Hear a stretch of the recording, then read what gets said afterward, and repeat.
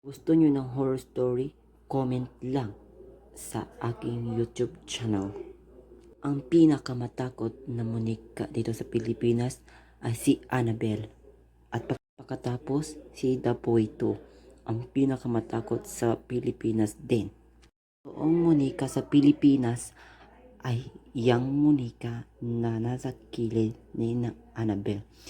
At sobrang nakakatakot sa buong mundo at sa lahat. At maraming mga monika na pinakamatakot sa lahat ng mundo. At maraming bata ang nakagusto kay Annabelle. Sa tingin nyo, natatakot ba kayo? Si The Boy to ang pinakakagwapo sa lahat dito ng monika.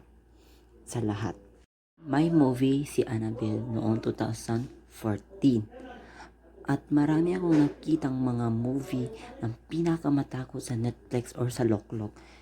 At si The Boy ito naman at ang kanyang leader na bata na hindi ko alam sinong pangalan. Basta ang nakita ko siya sa movie sa The Boy 2 sa Netflix. At pagkatapos sa totoo pala ang nakakatakot pala ang monika na ito sa Pilipinas. At huwag kayong kukurap sa panoorin nyo tong movie na to na The Boy 2 ngayong March 2020. At marami akong pinakamatakot sa lahat ng mundo. Salamat sa panonood. Thank you at subscribe sa aking YouTube channel.